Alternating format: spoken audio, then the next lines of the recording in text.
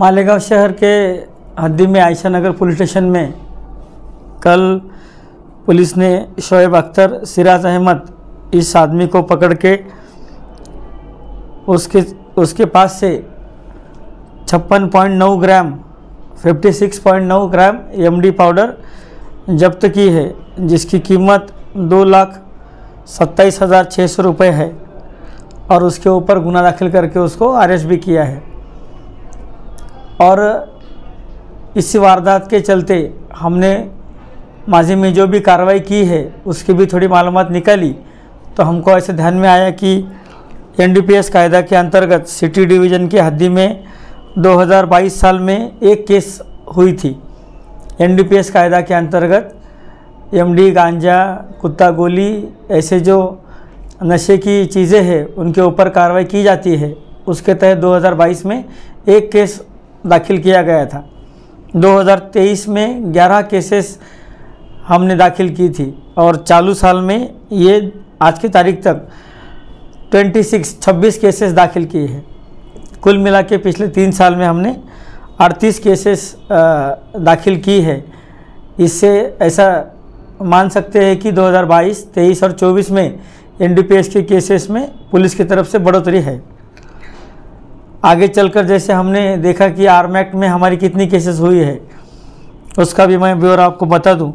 2022 में 33 cases arms act के अंतर्गत की गई थी, जिसमें बंदूक हो, चाकू छुरी हो, तलवार हो, ऐसी चीज़ें जब्त की जाती है। ऐसे 33 केसेस हमने 2022 में की थी। 2023 में 39 केसेस हमने दाखिल किया था। इतने गुनों में आरोपी और मुद्देमाल जब्त करके पुलिस स्टेशन में गुना दाखिल करके उसके आगे कार्रवाई की थी। चालू साल में 2024 साल में आज की तारीख तक 71 केसेस हमने दाखिल की है और पिछले 3 सालों में कुल मिला के वो आंकड़ा जाता है 143 केसेस। और आप देखोगे तो 2022, 23 और 24 में आर्म्स एक्ट के केसेस में बढ़ोतरी है। खास करके 2023 के 39 केसेस में 2024 में 71 तक हम पहुंच चुके हैं। कुल मिला के ऐसा बोल सकते हैं कि ये एनडीपीएस और आर्म्स एक्ट के केसेस के बारे में मालेगांव सिटी डिवीज़न हो, एडिशनल एसपी मालेगांव हो, नासिक जिला एसपी साहब हो, एलसीबी हो, इनकी तरफ से विशेष ध्यान देके हर बार जो भी मालूमात मिलती गई है उसके तहत पूरा उसका सीरियसनेस देखते हुए केसेस और कार्रवाइयाँ हर बार की गई है।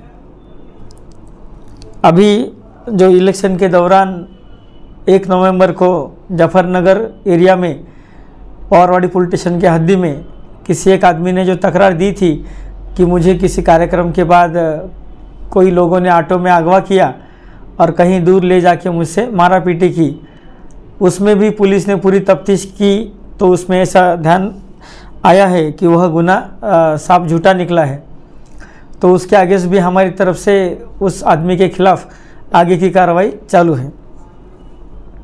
दूसरा एक प्रकरण था जिसके बारे में चर्चा हो रही थी कि आज़ाद नगर पुलिस स्टेशन में बड़ी मालेगांव स्कूल के सामने का जो एरिया है बागे महफूज, वहाँ पे भी गोलीबारी हुई थी। वो गोलीबारी के चलते भी उसका सीरियसनेस देखते हुए हमने तुरंत हमारे पूरे काफिले के साथ में हमारे सभी अधिकारी और अमलदारों ने तुरंत विजिट करके सभी पहलुओं को देखते हुए तपास शुरू कर दिया है।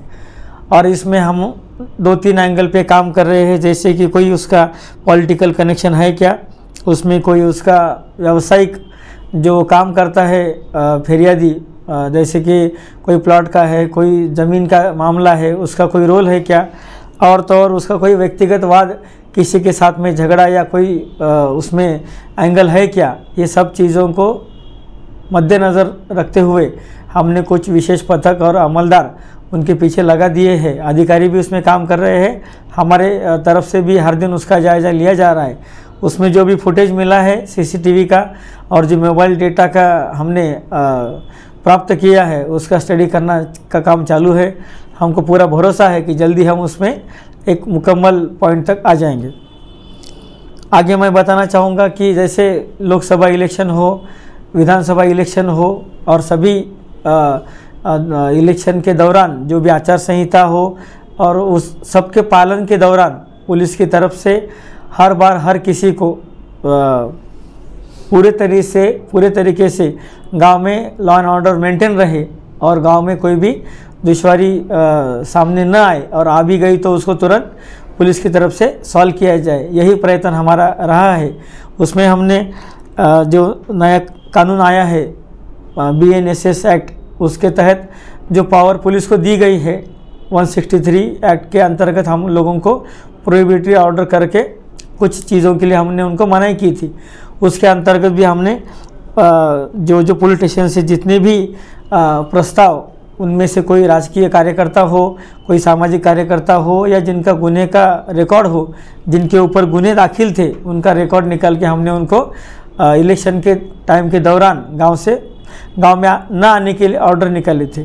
और वो सभी ऑर्डर के चलते अपनी गांव में दोनों इलेक्शन अमन से चैन अमन से पार हो गए हैं। हम पूरे गांव के नागरिकों से, सभी लोगों से यही अपेक्षा करते हैं, यही उम्मीद करते हैं कि आप लोगों ने माजी में भी पुलिस का बहुत प्रशासन का सहकार्य रखा है और आगे भी आपसे यही सहकार्य रखने की अपेक्षा है। और इन सभी का जो अंतिम ध्येय है हम सभी का कि गांव के अमन को कोई धक्का न पहुंचे, कोई ठेस न पहुंचे। और मेरी आप सभी से विनती रहेगी कि किसी भी तरह की कोई भी अफवाह पे आप कभी भी ध्यान ना दें। पुलिस को हर मालूमात तुरंत पता करवाए, पुलिस स्टेशन को कांटेक्ट करें।